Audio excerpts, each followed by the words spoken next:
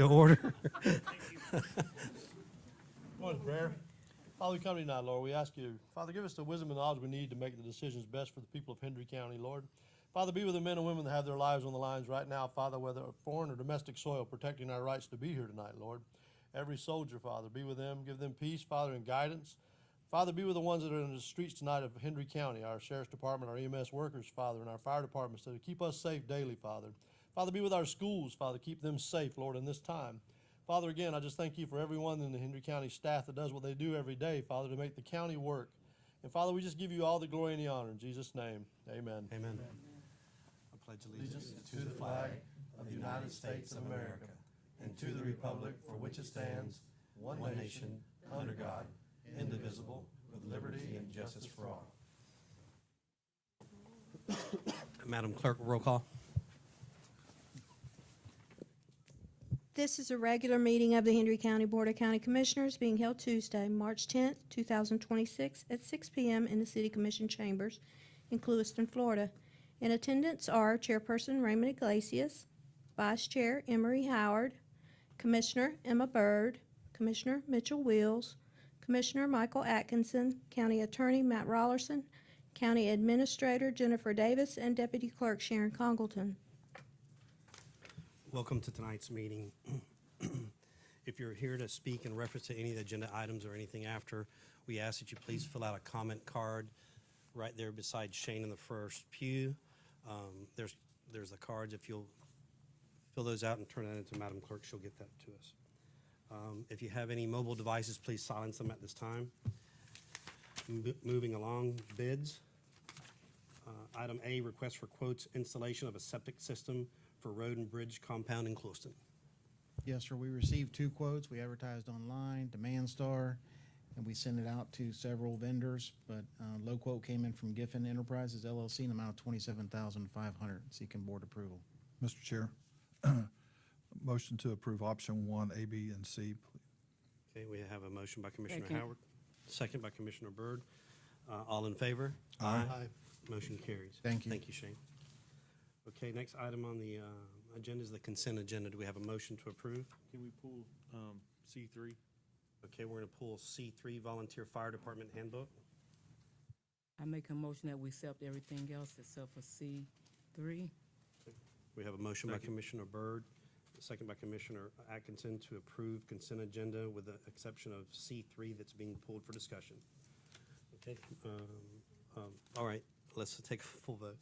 All in favor? Aye. All right, motion carried. All right, Commissioner.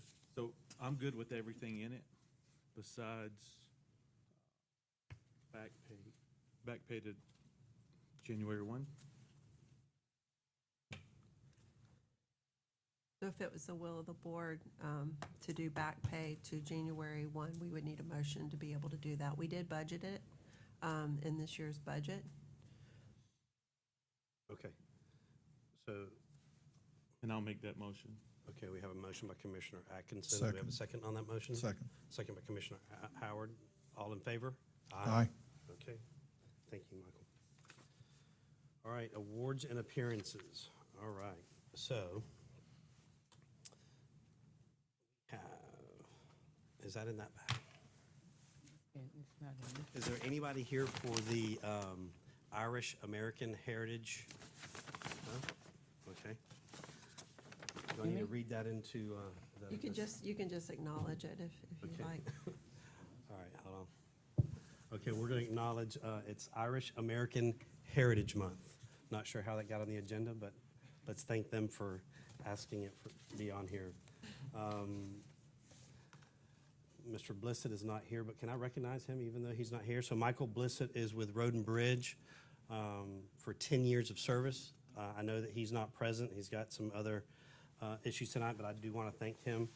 I've known Michael since he was a little kid. It makes me feel old. Next one, item C, a gentleman by the name of Russell S. Parker. The Hendry County Board of County Commissioners in appreciation proudly recognizes who we know as Shane Russell S. Parker for 20 years of service to the citizens of Hendry County, Florida. Recognize February 22nd, 2026 is when it was signed, but we recognize you all the time, Shane, and I tell you, I've been managing people since I was 17 years old, and we've got a good one with you. It reflects, I've never heard anything negative said about you, and it's not common to managers. We got to make tough decisions, but your staff would take a bullet for you, and that goes a long way. And so I appreciate you for your service, and I'm sure the other commissioners do as well. Does anybody want to say anything? Yeah, I would. Mr. Parker, I brag on you all the time. I pick on you a lot, but I brag on you all the time. And I would say that we probably have one of the best engineers in the state of Florida. You were recognized for that previously. And again, all that you do, a lot of people don't see it all. I see a lot of hours your car is there, and you're working all hours of the day and night. So again, thank you for all you do for Hendry County. Mr. Chairman, I just want to say, Shane, it is really amazing in this 3.5 years, how many times that I've heard people within the community and even outside of Hendry County say, you got Shane Parker, you better hang on to him. He is a good one. And that is a heck of a reputation you have, and we sure appreciate you using it here. Thank you. Mr. Chair? Shane, I really appreciate you. I've been knowing you now for the last 10 years, and I have to learn you on different levels. So the things that I have learned from you, the conversations that we have on Mondays, you understand what I'm saying. I really do appreciate it, and thank you so much. And thank you for being the person that you are. I appreciate that. Thank you. So we've got a couple of gifts for you. I didn't pick this out, but come on up. It's photo op time for you. So we got the staff got you a jacket. Appreciate that. We've got you a certificate of appreciation, but most important, you get a day off. Now, what that means is your cell phone must be left in your vehicle. I got a stack of them. Okay, you won't take a day off. Give him time. You know what? Jimmy's needing some help, so Thank you very much. thank you for everything you do for us. Appreciate it. Thank you.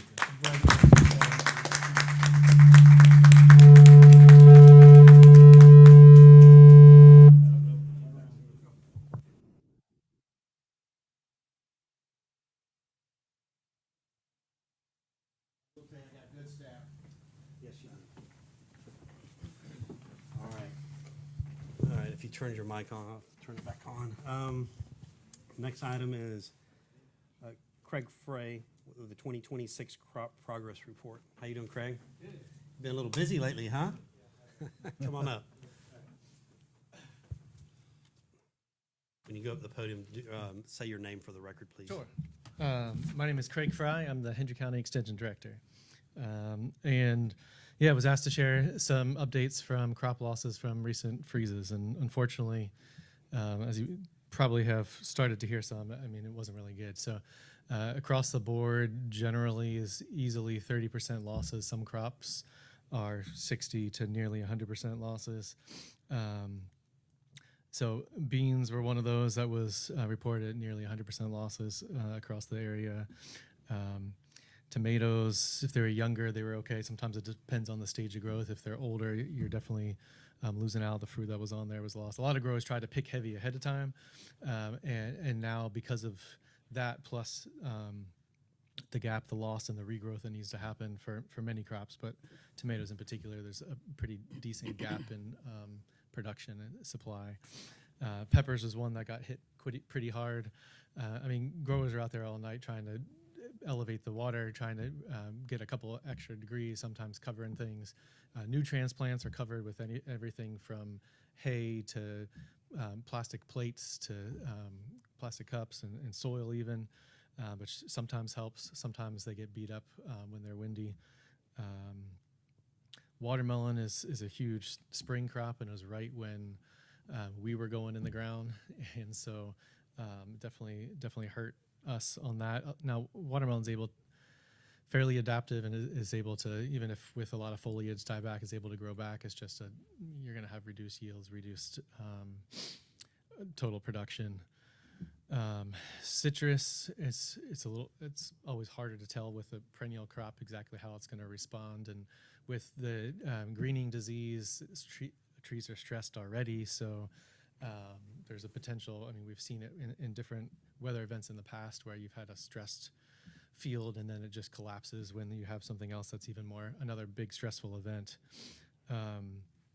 Sugarcane, what I'm getting from those guys is that, I mean, there's damage across, like, you all know my predecessor, Gene McAvoy. He said it was the worst cold event that he's seen in the 30 years he's been down here in South Florida, because of how widespread it was. You know, often you have hard freezes, but they're one side of the lake or the other, and it's not, some people get by, but this one was all the way down to Homestead and Naples. So pretty tough. So with sugarcane, a lot of internal decay that's happening, and that with the high temperatures that we have now, that's been progressing even more quickly.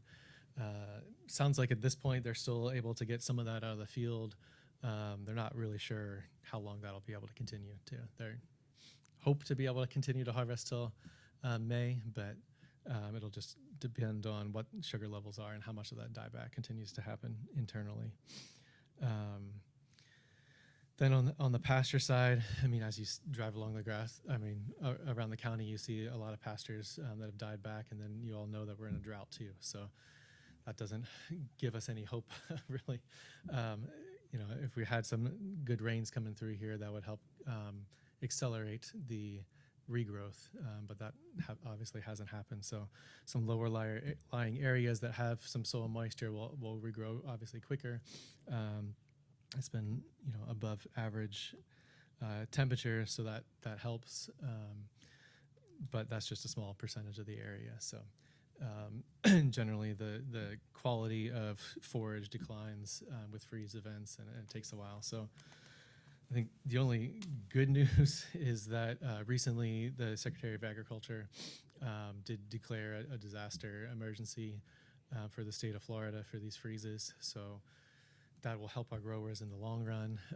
We've just gotten some money from some of the more recent hurricanes, Milton and Helene. So it just takes time, unfortunately. So I think that's pretty much where we're at with things. I mean, we were at the end of our planting season here as that came through, where most crops are usually done January to February, depending on what they are.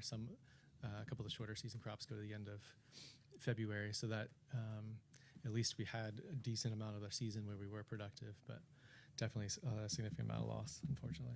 The drought is definitely not what they needed on top of a freeze, for sure. Okay. From what I understand on crop insurance is that if they've harvested 60% of their crops, they're not eligible for the crop insurance. Do you know if that's the case? So crop insurance is interesting. So and I don't know all the ins and outs, but I've gotten to know it some because they've asked me to help develop new policies for our area. And so there's different planting windows.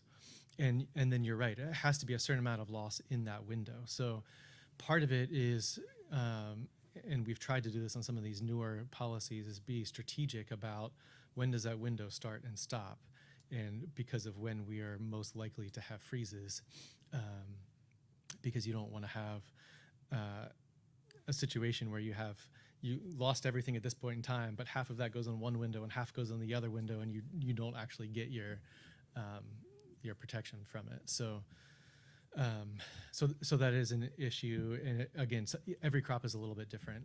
One thing that I've proposed is I looked at some crop insurance policies out in the Midwest. In some areas of our country, you know, a lot of this stuff is all developed from things out in the Midwest. And they have a 6-week planting window, and that's it. So if we had divide our planting season into 6 weeks periods, we would at least have one extra cycle that would shorten that time. And so when you would have a freeze or another kind of event, you'd be more likely to get the payout for that. I haven't gotten much of a response, so that's something that we can continue to pursue and push some of our growers. Everyone that I've talked to when this idea came up, all the growers were like, oh yeah, that'd be helpful. So hopefully we can move that direction. And the growers that you've spoken to, have you heard of any job losses at this time? Are they laying anybody off? There were some they just don't need the harvest crews, right? When it's that drastic of losses. And so a lot of the bigger folks that grow all up and down the East Coast, they know that they need that same crew for a little bit later in the season, so they hold on to them more. I think it's more the smaller labor contractors that have struggled, and I know I've talked to some that have had to send some back. Anybody got any questions? Yes, sir. Do you guys have numbers yet for next year's crop estimate on sugarcane? I don't know on the cane side of things, no. Don't. Yeah. Okay. All right, well, thank you so much for everything you're doing and for your update. Sure. Appreciate it. Yep, sure thing. Thank you. All right, moving along, public hearings. This item to amend the Hendry County Land Development Code, LDC, Section 1-53, specifically Section 1-53-2, land use classifications to provide a definition for inoperable vehicles. County staff will be providing an overview of the application. Then the applicant or its agents, which does not pertain to this, would like to convey. At the conclusion of the presentation, the public comment portion will commence. At this time, I do have one public comment card on this item. Members of the public will be provided 3 minutes for comment. For record purposes, if you're wanting to speak on this agenda item, please fill out one of these comment cards and turn it over to the clerk. Ryan, you're okay to proceed? All right. Good evening. For the record, Ryan Alexander, Director of Planning and Community Development. LDC 26-0002 deals with the definition for inoperable vehicles. Staff has proposed inoperable vehicles meeting 4 criteria. The first criteria is any disassembled or partially disassembled vehicle from which parts, including but not limited to the chassis, engine, wheels, or tires have been removed, and/or any vehicle without a valid current registration and displayed tag, and/or any vehicle on jacks, blocks, or lifts with flat tires, or which otherwise incapable of movement under its own power and will remain so unless major repair or reconstruction occurs. Number 4 does not include farm equipment, provided it meets the requirements of Florida Statute 604.40. This is the second reading, so this is the adoption hearing to adopt this definition for inoperable vehicles. Again, I'll be coming back at a later time as we further define commercial vehicles and the allowances that we have within some of the areas within the county. Okay, I will now open the public hearing for this item. If we can have Mr. John Clark come up. State your name for the record, Mr. Clark, and you'll have 3 minutes to speak. Matt? John Clark. I just found out about this second reading this afternoon, so I'm not as overly prepared as I'd like to be. I oppose that definition. I've got a written thing here. I'll read it, hopefully within 3 minutes. Assuming the primary objective here is the prevention of objectionable eyesores caused by vehicles in less than pristine condition, I submit the following process to rethink the entire as following. Nearly every property owner currently has at least one car, if not numerous, that will pass this definition. The above cars may be currently covered with proper removable car covers and still be completely within the current proposed rules. A properly covered car of any condition is only an eyesore to the very most critical if grass and nearby growth is properly maintained around the vehicle. An ordinance that required any inoperable vehicle to be properly covered would lose the distinction to the casual observer whether the car was operable or not.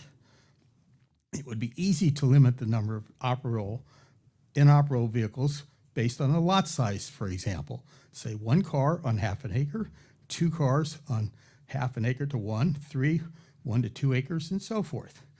A 12-month county permit could be issued based on per car covered with maybe a progressive rate based on the number of cars. Meaning if you got 20 cars, you pay a lot of money. If you got 1 car, you pay a little bit, but you're paying money, which motivates the owner. Rate could be increased year to year to encourage cars being upgraded from inoperable status. Inspectors would know how many inoperable vehicles are permitted for every property. A drive-by inspection would confirm if warranted or if suggested by a complaint. A discrepancy would be easily resolved by asking the property owner to prove the vehicle's operation within, say, 24 hours to exempt, say, a dead battery or face an escalating fine. Operation here is simply proved by a visible, properly mounted tag with current registration and the vehicle able to power itself and move forwards and backwards in opposite directions. Vehicle covers for the above must cover entire vehicle by my definition, which shows above the wheel center lines, be secured to the vehicle, be opaque, be of uniform color, and be removable prior to and during and stored and replaced promptly after any local hurricane high wind event. Permit fees would be adjusted initially and yearly to balance costs for the program, generate possible revenue, but mostly to help motivate owners Mr. Clark, short-term. we were gonna have to wrap it up. I got one sentence. Go ahead. Okay. Would be mostly to help motivate owners short-term maintain and upgrade their vehicles, all the while allowing those on the mend, hobbyists, collectors, tinkerers, and do-it-yourselfers an affordable path to finish All right. their project. The last sentence. I know, but your one sentence turned into 2 paragraphs, so we need to move along. It's out of respect. It's just that once I open it up to everybody having more than 3 minutes, Can it I gets. we leave this for the understand. record? Ryan, okay, so at this time, if there's no other members of the public Thank who you. wishes to speak, I'm now closing the public hearing portion of this item. And we'll bring the matter back to the board for discussion. Ryan, do you have any comments in reference to what he had to say? No, I didn't have any comments for that. Dealing with how many, we are coming back with that piece of it. As far as the inoperable, the cover, not covered, that would be up to the board. Any discussion from the board? Mr. Chairman, I would just like to say that we need to give a strong definition to code enforcement so that they can deal with the truly derelict vehicles. There's 2 big reasons that we want to control derelict vehicles. One is on the fire hazard side. I can't tell you how many wildland fires that I've been a part of where I was going in to do structure protection and get behind the house and find that it's a abandoned vehicle or a derelict vehicle that's actually burning and jeopardizing the house. And there's a fair amount of that in the county. Those same vehicles, a lot of times they'll end up with becoming a dumpster. Empty fuel cans, propane cylinders, and you can make the list. They fill the vehicles up with that and make it even worse. And then on the other side is the health hazard side.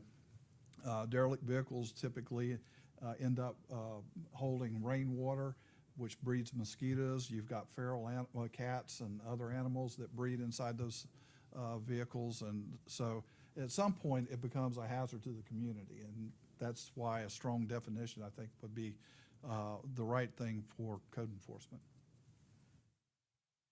Here. I believe we gotta have something, but some of this, is gonna buggies, race cars, just like we spoke last time. And I think we've gotta, I don't know if we carve that out. I don't wanna make a carve out and make it so confusing that it's not doable or enforceable. Why couldn't you make it a carve out though? Buggies are specific. So, and if the car's clean, it might not have a tag, but long as the grass isn't growed up, rusty, falling apart, there's things like Yeah, if that. it's That's well kind of maintained. Discretion, but, buggies, you can't get a tag. Race cars, you can't. There's so many things that you can't. And just like we spoke last time, when you're building a buggy, you're not gonna be able to move it because it doesn't have a motor. And it's gonna take you some time. So sometimes there's people that are remodeling cars that it takes some time too because it's so expensive. So go I'm ahead. sorry, and it's a hobby, so I do agree with you with the cars that's clean, because we had a situation with Cole, but the gentleman car was clean, there was no grass on it, but he didn't have a tag. And the only reason why he know that he didn't have a tag was the car didn't move, but he kept it clean. So that's the only thing that I don't have a problem with, because there are going to be cars that, like we said earlier, they're going to be working on. And if their own personal car, that's fine. But I think the biggest thing, we have so many cars now that's on the side of the road. They broke down. They've been there for years and they have not been moved. So I just think if we focus on trying to pull some of that and we can always tweet it as we go, but move those cars that's a hazard right now and add on it as we go. Here. And I think we can add the car covers. I'm not in favor of a permit for a car to park there. I think that's overreaching. Our staff's busy enough. You know, we've already got so much going on. I think that's, not something that's feasible for staff. But if they are kept in a certain condition, maybe they're behind the house, not in the front yard. Maybe we put that in there. Let me step back a little bit. We don't have a definition for inoperable vehicles. We also don't have anything saying you can or can't have them, other than in LDC 153 2.2, it talks about auto salvage and junkyard. So right now, the only way we can enforce inoperable vehicles, and that's why we have to come back at a later time, is through the auto salvage and junkyard. And let me read that, and I think that'll clear up a lot of what we're talking about right now. So auto salvage junkyard means a place, and it talks through different things, but let me get down to what we're talking about. Storage of more than 3 inoperable vehicles constitutes a junkyard. In addition, an individual who is restoring, not for profit, a classic or antique vehicle may have 3 inoperable vehicles parked on his premises in a fully enclosed building or a backyard completely enclosed by opaque fencing, as long as they are the same make and model of the vehicle he is restoring. So that's the only prohibition that we have right now within our code. So you can have buggies, you can have things like that. It's not excluded in the code right now. The only thing we're saying is you can't have more than 3. That constitutes a junkyard. So right now we're defining inoperable because it talks about inoperable, but it doesn't say what it is. So we define inoperable, and then we can come back and say, all right, we want more than 3 inoperable vehicles in rural residential. We want to expand that to include buggies, race cars, what have you. I think that we still, especially within our residential areas, should stick with fully enclosed building or a backyard completely enclosed by opaque fencing. And even think about that as we get into some of our rural residential areas. It's not so much that they have them, it's how they're keeping them. And if that buggy is strewn out across the yard, it's been there for months on end, I think that's something we should address. But no, if they're working on a buggy or they're working on a race car or what have you, then they're allowed right now. It's not excluded right now. And I don't have any intention of changing that. I think we could work on, as you're working through, let's say buggies. Buggies are a lot of times mix mash of a lot of different vehicles. So to say that they're of the same make and model as the vehicle or the buggy they're restoring, we can definitely look at that and try to tweak that language a little bit. But coming back to it, that's what I can look at. But as it stands right now, they can have those. And then also with the cover, the LDC definition that I'm proposing talks about 3 criteria. If you have a cover on your vehicle, it's not on jacks, blocks, lifts, or has flat tires, we don't know if it's disassembled. We don't know if it has valid curd registration. So you'd be fine if you had a cover on it and you were working on it and you covered it back up, just like the gentleman said. Because as long as it has tires, it's not up on jacks and blocks, then you're good. You don't trigger those 3 criteria. But I will definitely come back and take the gentleman's comments into consideration, and also come back and work through buggies, race cars, and things like that in a way that protects the rural character, allows them, but also doesn't have that blight and have those risks, the health risks, and just sitting there deteriorating over time. Okay, but clarify that, because you're saying you'd come back to clarify on the race car and the buggies, but originally you But said that's that in they're the- not affected. It's not. That's in a different section, correct? It's not even, so the only thing that would apply to is if you get into 158, it talks about exterior storage, and it talks about things that aren't supposed to be outside. It doesn't reference buggies or anything like that in particular. I think there's auto parts might be part of it. It is? Okay, so the parts, but the buggy itself wouldn't be, we don't have anything for the buggy itself right now. Yeah. Most buggies are homemade. Same thing with airboats and things like that. So you're not going to get a make and model necessarily like for like. So we just need to keep that in mind. That's and where I look just at- want to carve out buggies by themselves. That way it's not lumped in with an operable vehicle, but also have some way to where it's not just a junkyard, and finding that happy medium, I think. And I think, code has their own discretion of, they can approach them, give them a warning and say, hey, look, this is all strung out everywhere. It needs to be cleaned up and put together. As you know, far as I know, straightened it's up, so. code, their standard practice is to issue a warning before a citation. Mr. Chairman? Yes, sir. So, something else to keep in consideration here, if you're working on your own vehicles, that's one thing. But if you're running a business or a shop out of your residential home, different animal. Now we have an issue, so we gotta be careful with that, because once we open the door, gentleman over here is replacing motors and brake jobs and everything else. And it's okay to have them in the yard because we're passing that. So we just gotta keep in mind that if they're owned by the property owner, I think that's fine. But if they're owned by other individuals, then that brings in a different classification. Yeah, absolutely. And we do cover that in our home occupations in 153.6. We talk about you can't have any exterior indication that you have an home occupation.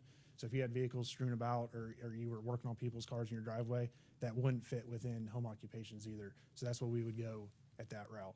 That's where So- it puts but it extra can put us stress in on them that. trying to figure that out. Trying to figure that out, yes, sir. Right, Yes, sir. so.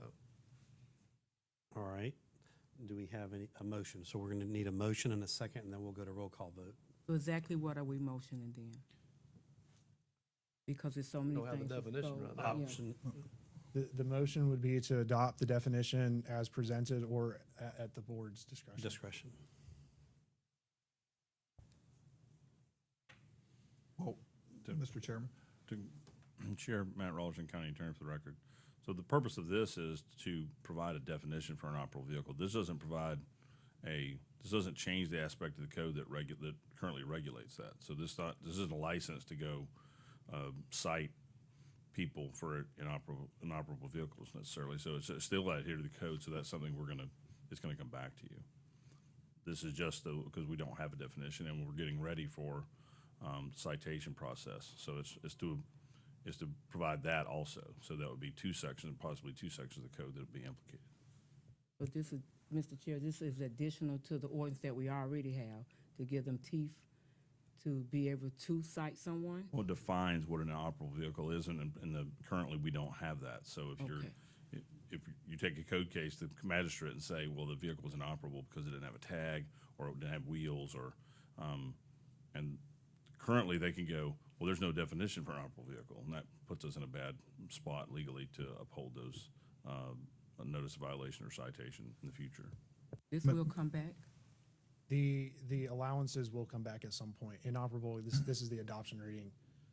Mr. Chairman, do we vote on a definition of inoperable vehicle when there's language that Ryan was going to come back with? It can be amended at the second reading, but this isn't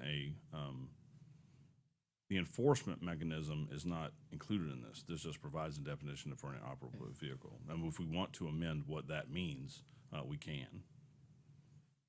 The board can. Mr. Chairman, so, Mr. Rollerson, is this something we could say that we want to continue till the next meeting before we vote on this? That way we have time to look at it a little closer. Yes, sir. You may. There we go. Is that your motion? Yes, sir. Second.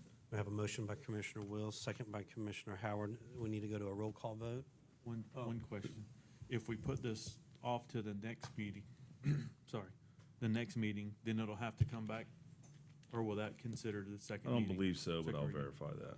It's already had one reading, so the next meeting is continued to a date certain that provides notice, and that will constitute the actual second hearing, because it's not being, it's being continued to be heard at that time.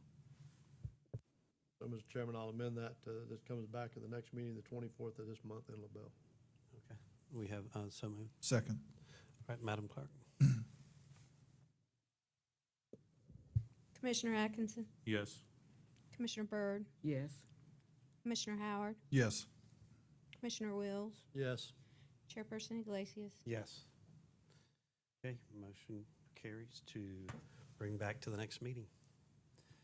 All right, next public hearing to amend the Hendry County Land Development Code, Section 153, specifically Section 153-4.1, Table of Dimensional and Density Regulations to provide accessory use setbacks and specific zoning districts. Ryan? LDC 26-0001 is an amendment to our accessory use setbacks in Table 53-2. It would reduce setbacks for accessory uses as defined in Section 153 3.3. Shall be permitted as follows within RG3, RG3M, and RG4 categories. A minimum side setback of 6 feet, which shall apply only to portions of accessory structures located behind the wall of the primary residence, and A, a minimum rear setback of 10 feet, and B, a reduced setback shall not apply to additional dwelling units or guest cottages. Okay, I will now open the public hearing for this item. Are there any members of the public that wishes to speak? Seeing none, I will now close the public hearing portion of the meeting and open up for discussion. Chair, on the rear setback, I know last time we spoke about it being properties abutting in the back to a pond, or two properties may make a difference in the accessory setback. Is that, We had talked about that specific to Sky Valleys and PUDs. This doesn't apply to them. This would just be RG3 and RG4. okay, Once we get into PUDs, yes, we'll have different setback, especially for Sky Valley, we'll have different setbacks for ponds and then properties with another residential property behind them. okay. Right, do we have a motion? Motion Second. to adopt option one. Okay, we have a motion by Commissioner Howard to adopt the LDC amendment as presented, second by Commissioner Atkinson. Madam Clerk, roll call. Commissioner Atkinson, Yes, Commissioner Byrd, Yes. Commissioner Howard, Yes. Commissioner Wills, Yes. Chairperson Iglesias. Yes. Okay, motion carries. All right, agenda item 4C, to amend the Hendry County Land Development Code LDC, Section 1-53, specifically Section 153-3.5, temporary uses to allow for the use of recreational vehicles by an owner building during the construction of their primary residence. Once again, this is a public hearing. If you wish to speak on this agenda item, we ask that you fill out a public comment card and turn it into Madam Clerk. At this time, Ryan, you're up. For the record, Ryan Alexander, Director of Planning and Community Development. LDC 25-0004 is to allow for temporary RVs during the construction of a primary residence. We've talked about this multiple times now. There are a couple things that I wanted to highlight within the general permit requirements. We are issuing the permits in 6-month increments, and they'll be subject to all the conditions and requirements that we have in the application that's attached to the agenda item, and then the section in the LDC code. So each temporary RV permit is for 6 months at a time. The renewals have different requirements than the initial permit, so it gives them reduced requirements to get the initial 6 months going, and then from there, they would have other check marks within the construction process. Temporary RVs shall only be permitted on parcels with a minimum lot size of 3/4 of an acre. It specifically excludes Port LaBelle Banyan Village from eligibility regardless of parcel size. The RV shall maintain a valid license plate and current registration. It's only allowing 1 RV per parcel. There are conditions built in the case of a named storm to where the RV is not occupied during a named storm. The RV shall remain fully mobile for the duration of the permit, and the parcel shall be assigned an official E911 address, and the address needs to be clearly posted for emergency response. The other requirements are within the permit. A lot of them follow the same requirements they'd have just for a owner builder permit as far as portable toilets, dumpsters, and those things. All right, any discussion? Oh, I'm sorry. I will now open the public hearing portion of this meeting. Seeing no one that wants to speak, closing it. Any comment from the board? All right, do we have a motion? Motion to adopt as presented? Okay, we have a motion by Commissioner Atkinson, Second. second by Commissioner Byrd. Madam Clerk, roll call. Commissioner Atkinson, Yes. Commissioner Byrd, Yes. Commissioner Howard, Yes. Commissioner Wills, Yes. Chairperson Iglesias. Ma'am. All right, motion carries. Okay, staff reports, Matt Rollerson. Matt Rollerson, County Attorney Chair for the record. This is a revision to our commercial motor vehicle operator substance abuse policy with respect to testing. It's necessary for grant compliance. It came up in a review of our transit department. I'm happy to answer any questions you may have. Any comment from the board? All right. Do we have a motion? I make a motion to adopt it. Okay, motion by Second. Commissioner Byrd. Was there a second? Second. Second by Commissioner Atkinson. All in favor? Aye. Motion carries. To adopt the attached resolution approving the amended and restated substance abuse policy for commercial motor vehicle operations. All right, Ryan Alexander, you're up again. For the record, Ryan Alexander, Director of Planning and Community Development. I also have Eli and Mr. Longshore with me as well to talk through this. In 2021, Florida legislature enacted reforms that substantially changed and preempted contractors and specialty contractors within the state of Florida. In the subsequent years, it kept changing. There were a couple of amendments that were made to it, and it wasn't fully implemented until July 1st of last year. Since that time, I've been working with the building department. We had some turnover and working through it, so it took a little bit longer than expected.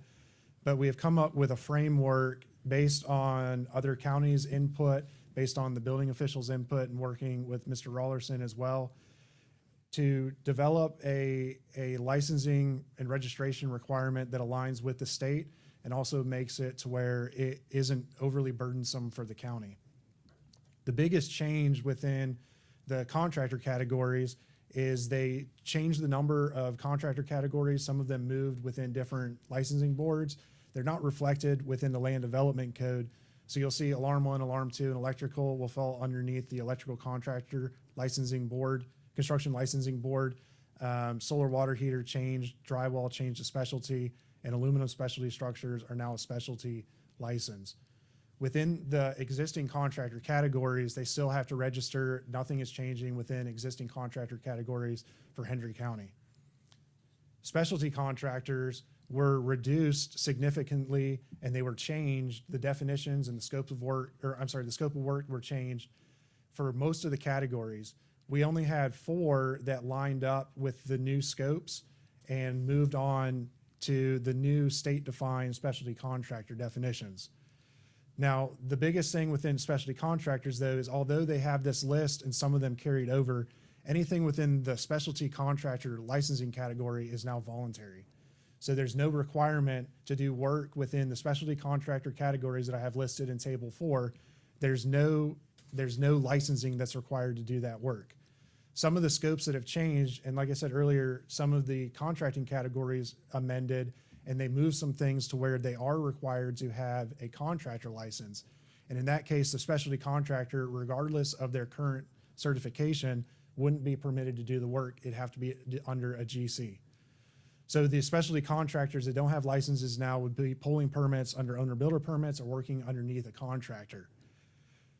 What we're proposing is amending the LDC to reflect the approved categories, which we're required to do. We have to amend them to reach compliance with Florida Statute 489, and then move the licensed contractor categories to specialty or move them under the correct licensing board.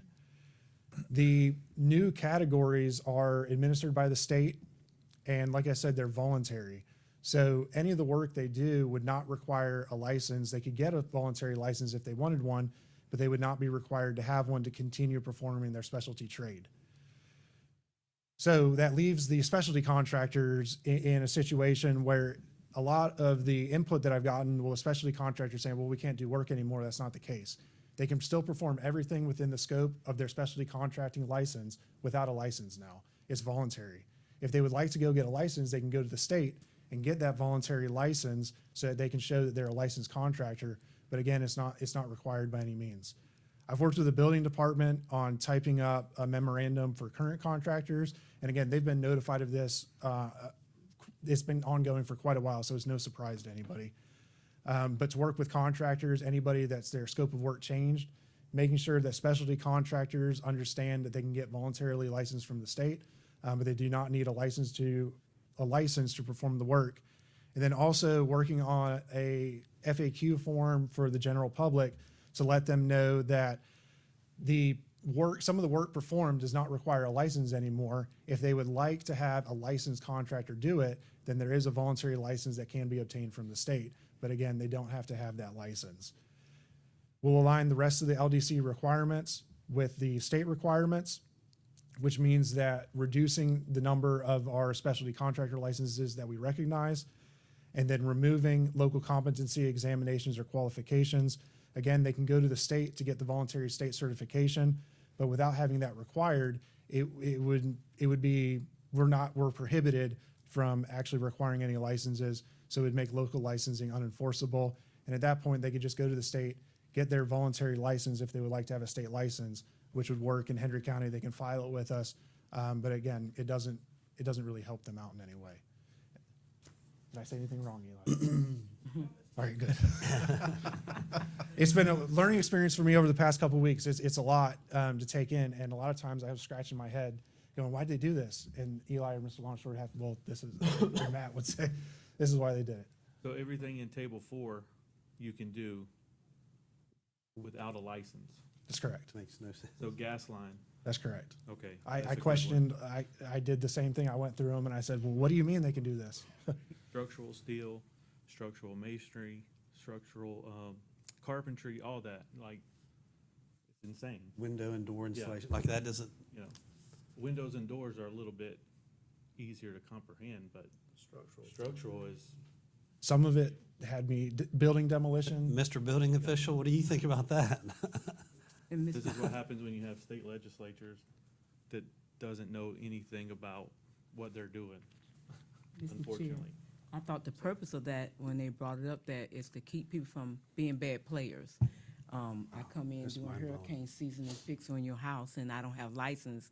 So that's really what I thought the purpose of it was, but I guess that wasn't the Still. purpose of it. Now they don't need a license for if they're replacing their windows and doors. And certain things could be understood, drywall, Mhm. not a big deal. But some of this other stuff is insane. I know it's out of our hands, but I guess you just have to be careful now who you do hire. And if they get a state license, is there any training with that state license? So they test. It's just like they would before to get a specialty license. They would test and get the certification from the state.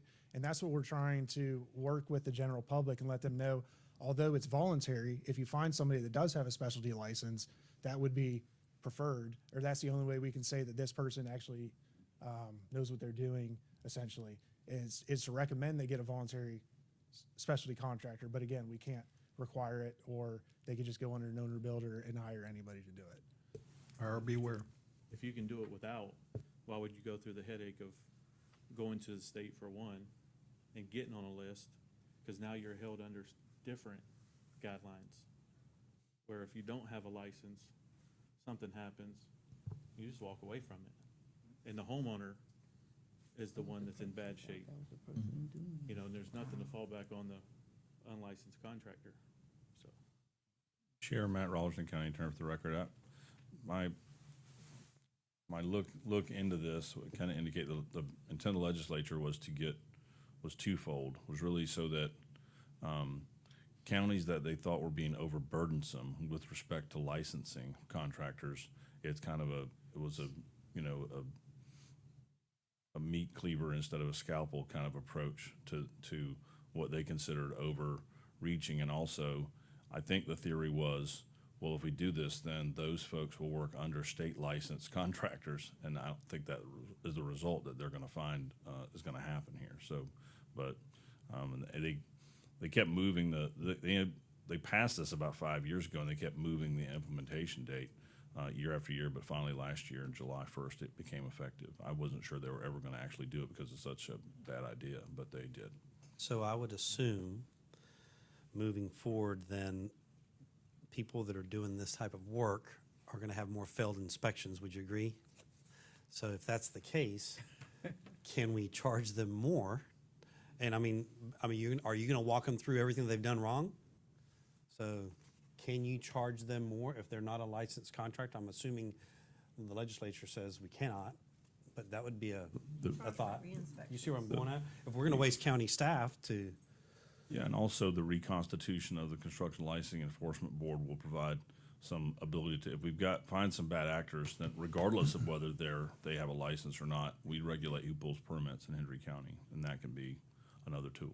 We have reinspection fees though, correct? So if they, they might not be licensed and do a great job and they would get charged the same, but if there has to be re-inspections because, the work was faulty and they have to come back, then we already have that in place, correct? Yeah, my How much thought- is reinspection? 65. 60.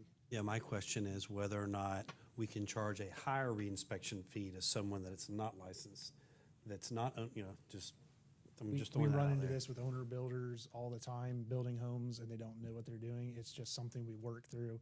And our inspectors are very good about working with people as best they can within the time frame they have. I would advise against it. It's coercive, so it makes them, we can't require a license, so they're saying, well, you're sort of saying, if you got a license, you pay cheaper, and so I think it would try, it's a end around the And a lot of legislative times, intent. like you said, it's gonna be an owner builder that pulls the permit or the GC, so it's not actually the unlicensed contractor that's getting the penalty. It's the homeowner or the contractor, which is usually gonna be on a homeowner. Commissioner Howard? Mr. Rollerson, does this eliminate the post-storm statute that stands up and unlicensed contractors coming in and doing work post-storm are Well, it flirting certainly, with a felony? it certainly broadens the category of folks who can purportedly do work under these categories that don't have a license. I mean, so, because they don't have to have one. So it doesn't impair the unlicensed contractor, but it makes a lot of this work not require a license. So it's, and I think the result is when you have bad actors, particularly in circumstances like that, your phone's gonna be ringing off the hook about complaining, and we have to direct them somewhere else because they've tied our hands. Is there any way we can add in that they have to have insurance? Is there any way we can add that piece in there? Even if they don't have the license, if they're We're gonna? not gonna, really not gonna know. Owner Owner builder pulls a builders have permit, to they're not know. required to provide insurance. I think that if they want to have our insurance on file there, I mean, we probably would take it. We do now, but I think Eli would be better equipped to answer that.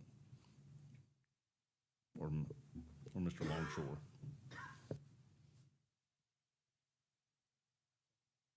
Home rule violation right there. For the record, Eli Lee, Permanent Manager, Associate Planner for Hendry County. To answer your question, yes, if an owner builder pulls a permit, we won't ask for any type of insurance documentation.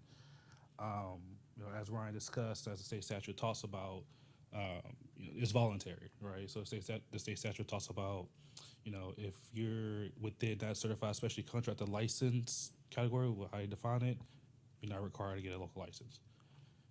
But it does say that you make sure you have your insurance and everything like that. We can't really enforce it. We just hold that property owners who they hire these, individuals to do the work. They do the due diligence, make sure they're properly insured and everything like that. We can be sure to Thank you. put that on the, the FAQ if we're giving that out to homeowners who are applying owner builder also. All right, do we have a motion? Don't need a motion, Chair. This was just discussion. I'll be coming back now that as we've been working through these, I've been trying to take it a bite at a time. So this is just another bite to work towards that. I'll be taking a couple things to the next LPA meeting, and then they'll be coming back for first reading and adoption. Okay, thank you. All right, residential lot improvements, second discussion. This is the second discussion we've had about residential lot improvements, specifically as they apply, that's really loud. Specifically as they apply to RR, RRF, and RRWE residential zoning districts.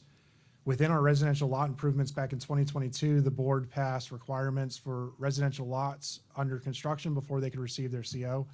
They included shrubs, trees, sod, walkways, and different more elements that you would see within a residential community like Port LaBelle, not so much in areas where you have rural residential areas that have larger lots like Pioneer. I've gone through with each of the categories and modified the requirements for sod. There's no sod requirement anymore. The requirement is now the sod, or if your lot is over a half acre, grass seed is also permitted. Within residential zoning districts, RR, RRF, and RRWE, they shall not be required to install canopy trees. They shall not be required to install shrubs. And then we aren't enforcing, or we're excluding RR, RRF, and RRWE from the green space required within the front yard. The final thing that I removed was the pedestrian connection wouldn't be required within RR, RRF, and RRWE. I didn't propose any changes to the driveways. There was some discussion last time, and that was part of bringing it back this time to get some better guidance on what we want to enforce within driveways. Currently, it states that driveways shall be stabilized and improved with concrete, asphalt, pavers, crushed shell, rock, or other material approved by the community development director or designee, and shall be in accordance with section 153-6.14, which talks about private driveways, private roads, and the requirements, the widths, and how they're improved for that. That's the only thing that I had outstanding. The rest I had removed at the request of the board, but I did want to talk about that. We had talked about the apron, and I don't think that was the will of the board. But as far as the driveway itself, having a stabilized driveway, are we wanting to exclude that in rural residential RRF and RRWE zoning districts? Chair. Just to clarify, the last meeting, I know I asked about the apron to be concrete. Before I realized it was rural residential. So that's a big difference. I didn't want to not make that a requirement, like for Port LaBelle, Hooker's Point, other neighborhoods. But rural residential, most of them are dirt roads anyways. No. So just to clarify, that was a, Okay. Mr. Chairman? Yep. Mr. Alexander, I appreciate your efforts and work on this, and I really like what you come back with. I do appreciate all the hours you put into this and staff that you've had help you, whatever the case may be. I like what I see here, so I'd make a motion for option one. second. Did we want to require driveways? What you stated as far as rock, crushed rock, whatever the case may be, moral, I believe that's adequate. Okay, all right. That's all I needed then. So we don't need a motion. This will be going to the next LPA meeting then. I'll leave the driveways as is and then amend the other 5 categories. Perfect, thank you.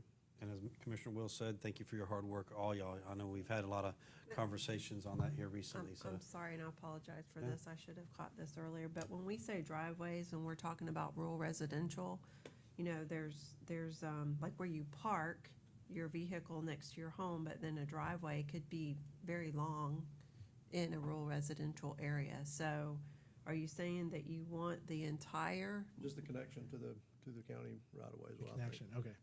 Yeah, I think there needs to be a connection Just to the the right of way Connection, yeah, Okay, to get on the property, however they park on the properties.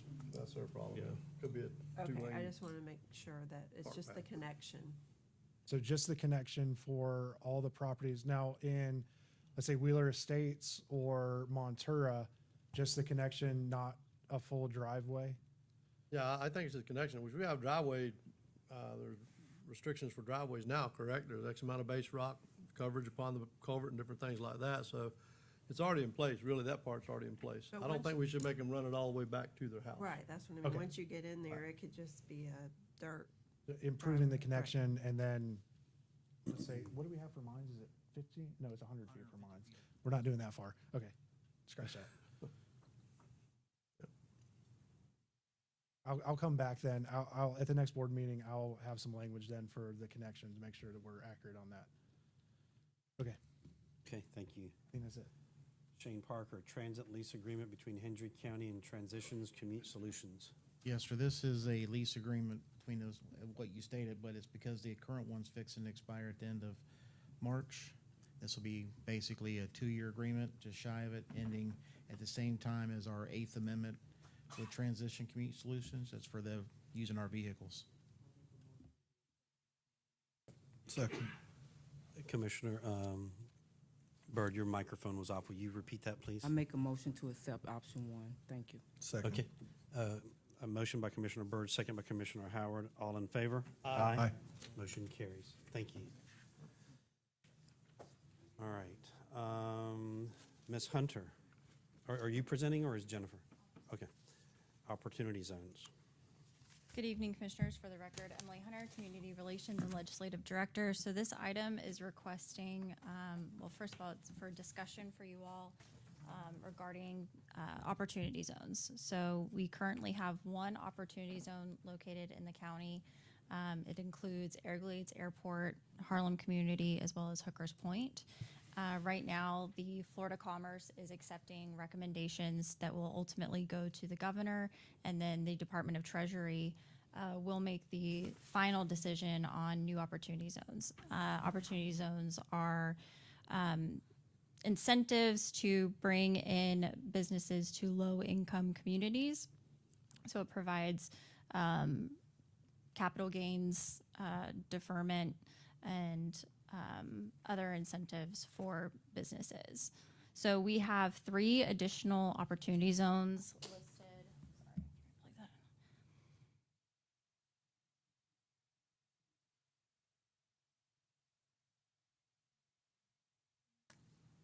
in. Okay. You all have a map. Sorry, it's so small. Oh, there it is. Okay. So the current opportunity zone, sorry, is this one right here. I said it includes Everglades Airport. We're looking to, it's a little bit, the guidance has been a little bit confusing on whether or not we can re-recommend an existing one. We plan to. If they say no, then they say no, but otherwise we would still like to include this. Another one that, yes. This is the one that's already in it too. And then we're looking at including to the east of that 1.01. That includes sections of the city of Clewiston. And then to the west of that, we're looking at 6.02. This would include the juice plant and the Montura community down 833. And then to the west, we're looking at 4.03. And I'm going to zoom out to show you that the orange is what is eligible based on low to moderate income of the census tract. So you can see what's eligible within the county. This is staff's recommendation based on what we believe is conducive to development and where we would want to incentivize people. As you can see, this tract right here is very large. It's a very rural area.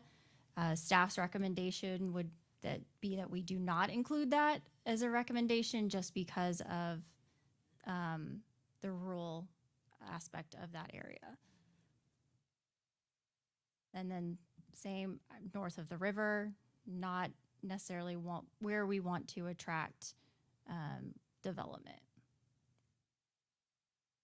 And then this large section right here is ineligible, which we agree with. So ultimately, it's up to you all of what we would submit. Anyone can submit a recommendation to the state.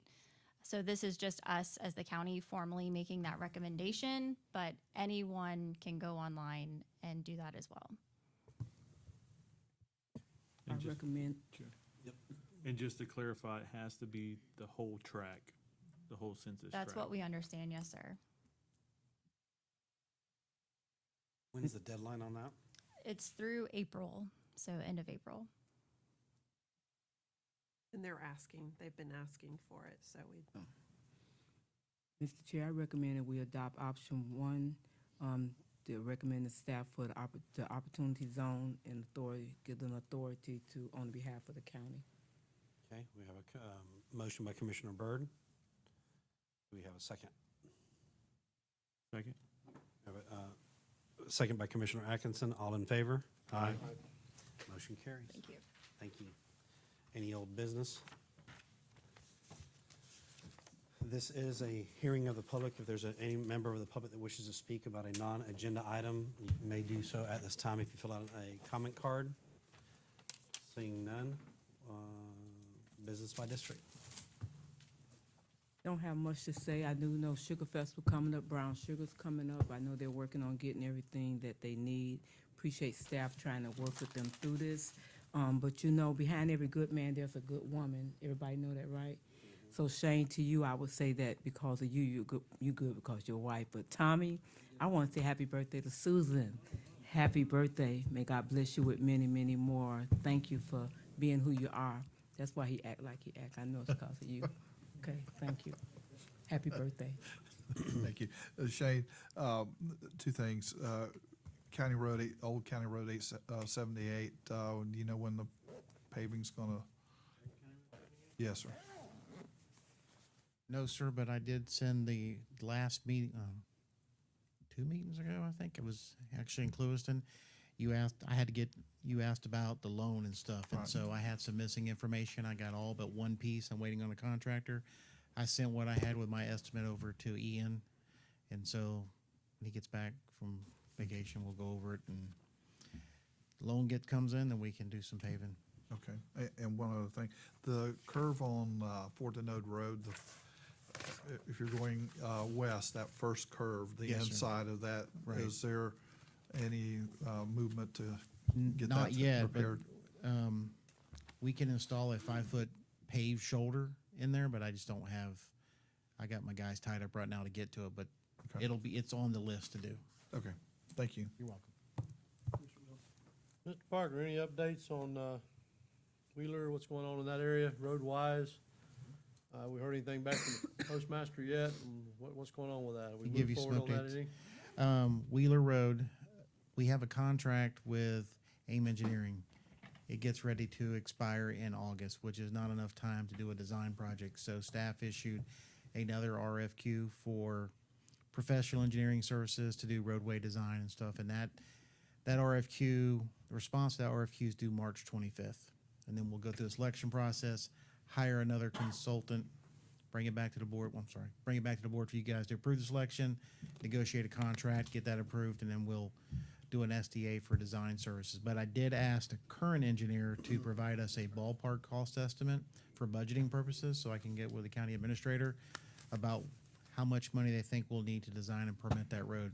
Because we have a little bit of money left in the MSBU, but I don't think it's enough. That'll give direction. Postmaster said they would not order the mailboxes until we have our site plan done. Site plan's not done. It should be done this week, Lord willing. We had some contracts we had to wrap up. But the concept's been approved of what, based on the type of mail kiosk she's buying, she approved the layout and the separation. So that's Okay, basically where it's at. Where are we at also, I talked about the last meeting, and I reached out to Nidell, and where are we at as far as getting a little bit of love done out there to Phillips Road? We're getting close. We're not there yet. We just got the motor grader came in, but we didn't get the invoice from the company. It was a couple weeks getting it. We only got insurance on it. We're using it, but all the guys are tied up on, we're at the gun range. We just finished up the culvert replacement project, but that's on the list to do, and they're aware of it. So we're just catching up from where we didn't have motor graders operational. Okay, and last thing, as far as ditch cleaning and everything, where are we at on track with that? Rainy season's coming up. I know we're in a drought right now, and that's the best time to clean ditches. You can see what you're doing, so I'm just curious where we're at. So, Felda, We're on top of it. I'll have to follow with Road and Bridge. I mean, they do it so much and they're routine, but I'll follow up with them to find out the status of what their ditches are looking like. But they're clean. We're fixing to go to the 42-foot and do some work on the 42-foot canal, trying to open that up a little bit. And I followed up about the Jack Sprat last week, and that's all looking good.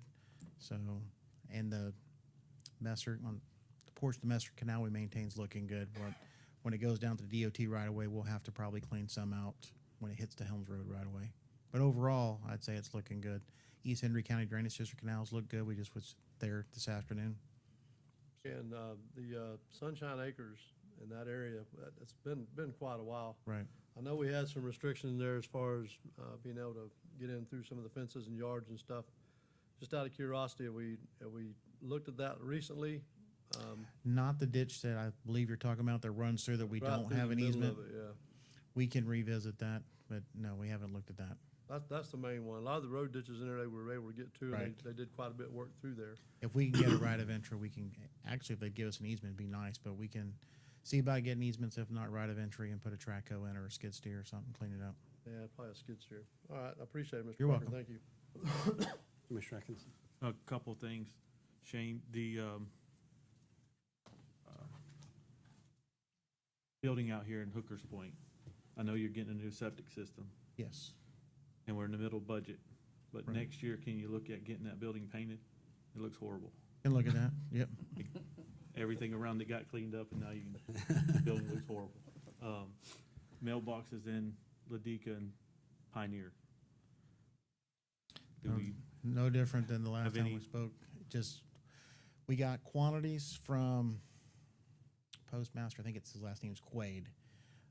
Jim Spellis, Special Projects Manager, is working on getting a price, looking at different vendors. I gave him the model number that the Postmaster from LaBelle, and that matched up with the book that he had, so he knows which ones to order. We got the quantity for Ladika, and we need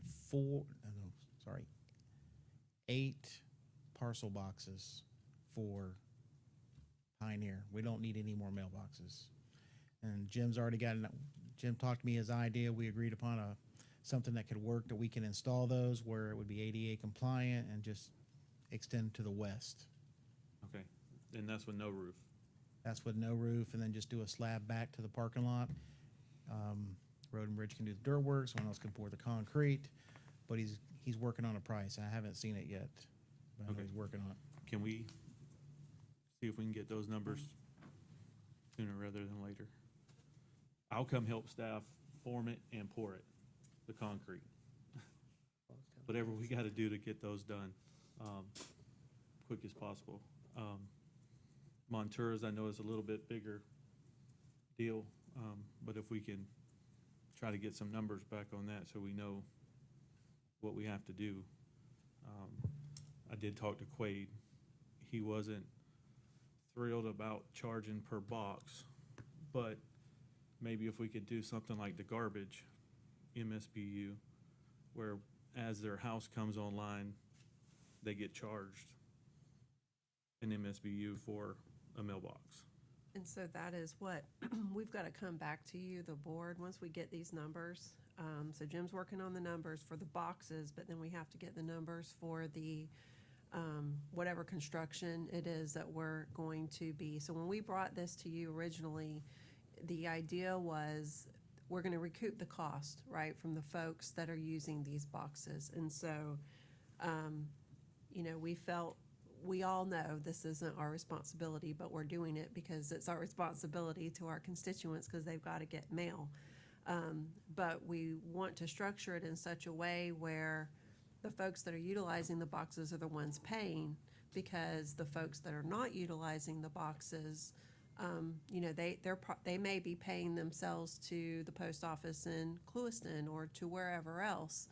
And so we don't want to create a double charge, if you will. So we've got to come back with a structure. When we had the meeting with the postmaster in Clewiston, I asked for a fee schedule specifically for Clewiston, because in a perfect world, our fees would be the same.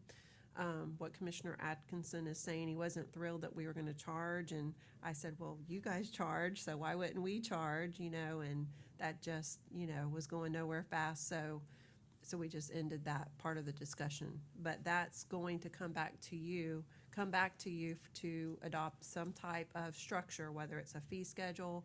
We don't anticipate to recoup the costs over, in 1 year. It'll be through a reasonable period of time, and/or some type of, and I don't know how that would work. We'll have to talk about that internally if we did some type of MSBU similar to like garbage, something like that, so we could just identify specific properties. It wouldn't be something for every property, so I'm not real sure if we can do it that way, but we'll definitely explore it and come back to you with hopefully more than one option for you to approve.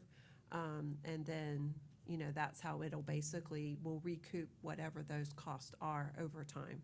And they've agreed to handle the key distribution, correct? So They that, have. that was his thing, is they're gonna issue the key, but if we're gonna charge for the box to recoup the money, it's gonna make it complicated that, because we're not issuing the key, So we gotta. so it's gonna be a Yeah. confusing So, deal. so originally, because he offered that in our last phone conversation, which was wonderful, and we are very appreciative that they'll do that. And, but we weren't thinking they would do that originally, so we originally had reached out to, for example, for Montura, Central County, and said, hey, would you guys be interested in entering into some type of MOU to where you guys would issue the keys, you know, somebody on their staff, because they're there in the community already, they have a presence, and collect whatever this fee is. And they were receptive to that via some type of interlocal or MOU. So that's another alternative, so. They need to be compensated for that. And they would, there'd be some type of administrative fee. And so, we may end up having to do that by default if we can't work out, because how is the postmaster gonna know that this person paid and, you know, this, that, and the other? So we gotta figure all that out. But we will, and we'll do that internally, and so we'll bring it back to you with a plan for you guys to adopt. And the other thing is, it's not only the cost of construction, it's the cost of maintenance, electric, cleaning the garbage, keeping the facility maintained, where we're not in the shape like that mailbox facility that's there now is in. So we do have maintenance that we'll have. My concern about Central County staff having to deal with it is, and you've gotten calls on it as well, where when the post office doesn't deliver on time, they're gonna go back to Central County staff, because now they're gonna think Central County's the post office and berate them. And so I think, you know, they need to truly understand that, because it's not when, it's definitely gonna happen. And I It's think not we if, should, it's when. I think we should let the post office give out the key, because ultimately they're responsible for the mail. And then, you know, however we collect our funds to recoup them, then we might have to adjust it for Yeah. maintenance. They have enough pressure out there. I think it'll be way difficult. I think it would be easier, right? Because people don't want to drive to Clewiston, but I think they can drive to Clewiston to get the key one time and handle their affairs and then move on. But I think Central County handling is going to turn into a bigger nightmare. We just gotta establish, you know, something to A where they protocol. show some type of document in order to get, you know, that key, and I'm sure we can work that out. And that's almost, you know, I know some people argue that they're not using the mailbox, but just like if they got a home out there that they don't go to for 10 months, they're still paying garbage. You know, they want this service. We're trying to provide it. So, you know, we have to work with them, but, you know, one or two may not want it. But do we not provide it to everyone because one or two don't want to pay it? I would just say, so, a I know lot it's of gotta be them are looked at. already getting their mail in Clewiston, though. I mean, and if they're already paying, that would just be my question. I mean, and I don't know, we can find out. Does Clewiston provide the boxes for free to Montour residents? No. No, They pay a so fee. they're already paying, so that's the They concern. just changed the location Yeah, then, wasn't and it they still 70? would pay the same thing, but it'd be in a different location. I think it's Right. $70 a year or something. Right, I think it's 70 every 6 months. right. There you go. But that's, if the facility is there, then they would utilize the facility, you know, right by their home versus 25 miles away. So I think that would, I know there's a lot to it. It's not just here we go, let's do it. But I don't want the conversation to go away. Continue to move it, and I'd like to see it done yesterday, but I know it's not gonna happen yesterday. That's Right. all I had. Thank you. Commissioner Byrd had another comment. Shane, You talked to me about Harlem Garden. Can you at least let the public know where we at with Harlem Garden? The ones that's listening in, everything that, the scope and everything that. The Harlem Academy? I mean, Harlem Academy. I said Yes, Harlem ma'am. Garden. Yes, thank you. At the, I want to say it was the last board meeting, or if not, it was two board meetings ago, perhaps. The board approved the SDA with our consultant ADG for the exterior renovations of Building D, which is the southernmost building in the Harlem Academy complex, and then the interior renovations. And then the board also gave approval for us for staff to negotiate a contract and a fee for Building A and have, subject to county administrator approval, and have the chair execute it. We got all those STAs finalized. We sent those to the Florida Department of State, FDOS in Tallahassee, Sherry Howe, the grants project manager, to seek their approval of it. She doesn't see why they won't approve it, but she's going to follow up with them again. But they have all the STAs, and I want to say the time frame is 90 days on the design plans to be completed, and they're going to do carve-outs for the roof repairs of Building D so that we can do that one early. And if there's anything else that we can do early, they're going to carve that out. But right now, the roof on Building D looks like it's going to be a pretty easy carve-out. You're welcome. You can stay up there. Poor Shane. Sky Valley, so driveways in for the mailboxes, pads in, you just got to pour the concrete? All right, Kim, give me a timeline as to what you're anticipating, please, and We gotta get mailboxes. mailboxes. We're getting quotes on mailboxes. Okay, 3 quotes? However Jim's doing it. Okay. Jim's handling that portion, but he's got the list for Ladika. He's got the list for Pioneer. He's got the list for Sky Valley. Only thing he is not getting prices on is Montura, because we need information from Postmaster Quaid about the number of parcel lockers he believes he's gonna need. We got a rough idea of how many mail kiosk slips he's gonna need, but we don't know about parcel lockers. So we're waiting on that information. But the other stuff, we got a quantity.